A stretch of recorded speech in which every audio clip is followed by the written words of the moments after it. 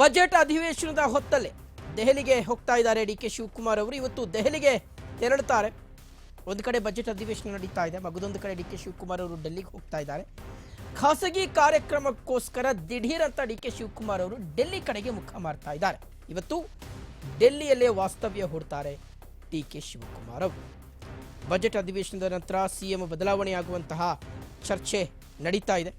High command ನಾಯಕರನ್ನ ಭೇಟಿ ಮಾಡ್ತಾರಾ ಉಪಮುಖ್ಯಮಂತ್ರಿ ಡಿ.ಕೆ. ಶಿವಕುಮಾರ್ ಅನ್ನುವ ದೊಡ್ಡ ಪ್ರಶ್ನೆಯನ್ನು ಹುಟ್ಟು ಹಾಕಿದೆ. ಸಾಕಷ್ಟು ಕುತೂಹಲ ಮೂಡಿಸ್ತಾ ಇದೆ ಡಿ.ಕೆ. ಶಿವಕುಮಾರ್ ಅವರ ದೆಹಲಿ ಪ್ರವಾಸ.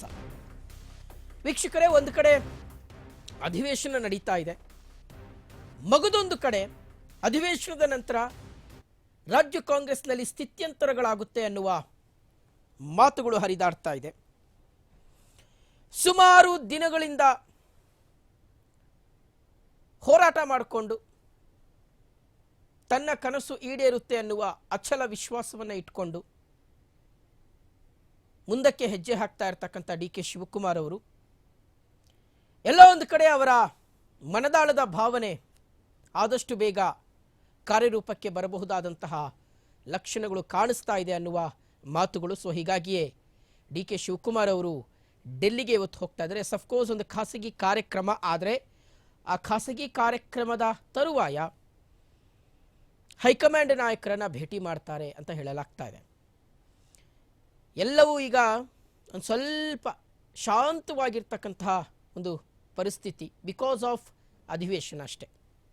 ಒಂದು ರೀತಿಗೆ ಜೋರಾಗಿ ಮಳೆ ಬಂದು ನಿಂತರೆ ಹೆಂಗಿರುತ್ತ ಪರಿಸ್ಥಿತಿ, ಹಾಗೆ ನಾಯಕತ್ವ ಬದಲಾವಣೆಯ ಕೂಗು ಒಮ್ಮೆಲೆ ಎದ್ದು ದೊಡ್ಡ ಮಟ್ಟದಲ್ಲಿ ಸದ್ದು ಮಾಡಿ ಸಚಿವ ಸಂಪುಟ ಪುನರ್ರಚನೆ ಆಗಬೇಕು ಅನ್ನುವ ಆಗ್ರಹಗಳು ಬಲಗೊಂಡು ಹೊಸ ಶಾಸಕರು ಒಂದು ಕಡೆ, ಹಿರಿಯ ಶಾಸಕರು ಒಂದು ಕಡೆ, ಸಮುದಾಯವಾರು ಶಾಸಕರೆಲ್ಲರೂ ಸಹ ಒಂದೊಂದು ಕಡೆಗೆ ಮುಖ ಮಾಡಿ ಸಭೆಯನ್ನೂ ಮಾಡಿ ಈಗ ಶಾಂತವಾಗಿರ್ತಕ್ಕಂಥ ಒಂದು ಪರಿಸ್ಥಿತಿಗಳ ನಡುವೆ ಡಿ.ಕೆ. ಶಿವಕುಮಾರ್ ಅವರು ಡೆಲ್ಲಿಗೆ ಹೋಗ್ತಾ ಇದ್ದಾರೆ.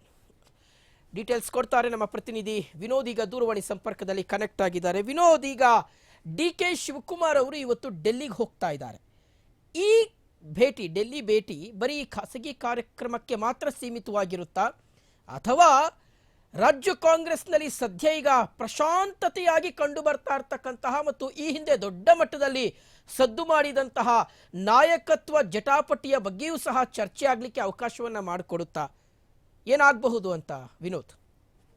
ಶಿವಶಂಕರ್, ಒಂದು ಕಳೆದ ವಾರವಷ್ಟೇ ಡಿ.ಸಿ.ಎಂ ಡಿ.ಕೆ. ಶಿವಕುಮಾರ್ ದೆಹಲಿಗೆ ಒಂದು ಪ್ರಯಾಣ ಮಾಡಿದ್ದು, ಅದಾದ ಬಳಿಕ ಇದೀಗ ಒಂದು ಅಧಿವೇಶನ ಇರ್ತಕ್ಕಂಥ ಸಂದರ್ಭದಲ್ಲಿ ಡಿ.ಸಿ.ಎಂ ಡಿ.ಕೆ. ಶಿವಕುಮಾರ್ ಇಂದು ಮಧ್ಯಾಹ್ನ 2:30ಕ್ಕೆ ಒಂದು ದೆಹಲಿಗೆ ಪ್ರಯಾಣ ಬೆಳೆಸಿದ್ದಾರೆ. ಅಂದ್ರೆ ಒಂದು ಖಾಸಗಿ ಕಾರ್ಯಕ್ರಮದ ನಿಮಿತ್ತ ಒಂದು ದೆಹಲಿಗೆ ಪ್ರಯಾಣ ಮಾಡ್ತಕ್ಕಂಥ ಡಿ.ಸಿ.ಎಂ ಡಿ.ಕೆ. ಶಿವಕುಮಾರ್ ಇವತ್ತು ರಾತ್ರಿ ಒಂದು ದೆಹಲಿಯ ಕರ್ನಾಟಕ ಭವನದಲ್ಲಿ ವಾಸ್ತವ್ಯ ಮಾಡಿ, ಜೊತೆಗೆ ನಾಳೆ ಬೆಳಿಗ್ಗೆ ಅಥವಾ ನಾಳೆ ಸಂಜೆ ವೇಳೆಗೆ ಪಕ್ಷದ ವರಿಷ್ಠರನ್ನ ಅಂದ್ರೆ ರಾಹುಲ್ ಗಾಂಧಿ ಆಗಿರ್ಲಿ, ಪ್ರಿಯಾಂಕಾ ಗಾಂಧಿ ಆಗಿರ್ಲಿ, ಎಸ್ ಅಧ್ಯಕ್ಷ ಮಲ್ಲಿಕಾರ್ಜುನ್ ಖರ್ಗೆ, ಸುರ್ಜೇವಾಲಾ ಮತ್ತೆ ವೇಣುಗೋಪಾಲ್ ಇನ್ನೂ ಹಲವು ನಾಯಕರುಗಳನ್ನ ಒಂದು ಭೇಟಿ ಮಾಡುವ ಸಾಧ್ಯತೆಗಳು ದಟ್ಟವಾಗಿದೆ. ಯಾಕಂದ್ರೆ ಕೇವಲ ಒಂದು ರಾಜ್ಯದ ಯಾವುದೇ ನಾಯಕರುಗಳು, ಕಾಂಗ್ರೆಸ್ ನಾಯಕರುಗಳು ದೆಹಲಿಗೆ ಹೋದಂತ ಸಂದರ್ಭದಲ್ಲಿ ವರಿಷ್ಠರನ್ನ ಭೇಟಿ ಮಾಡ್ತಕ್ಕಂಥದ್ದು ಒಂದು ವಾಡಿಕೆ ಕಾಂಗ್ರೆಸ್ ಪಕ್ಷದ. ಸೊ ಆ ಒಂದು ಕಾರಣಕ್ಕೆ ನಾಳೆ ಒಂದು ವರಿಷ್ಠರನ್ನ ಭೇಟಿಯಾಗಿ ಬರ್ತಾರೆ.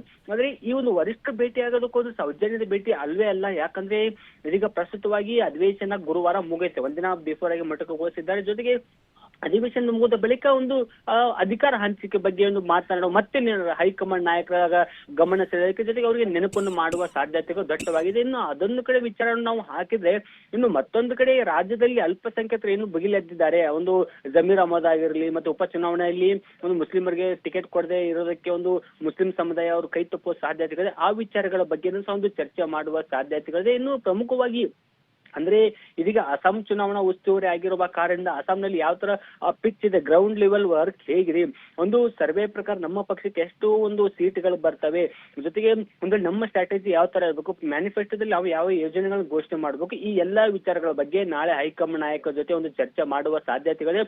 ಸೊ ಹಾಗಾಗಿ ಕೇವಲ ಇಲ್ಲಿ ಒಂದು ಖಾಸಗಿ ಕಾರ್ಯಕ್ರಮ ನಿಮಿತ್ತ ಆಗಿರೋ ಜೊತೆಗೆ ಅಸ್ಸಾಂ ಚುನಾವಣೆ ನಿಮಿತ್ತ ಮಾತ್ರ ಹೋಗ್ತಾ ಇಲ್ಲ.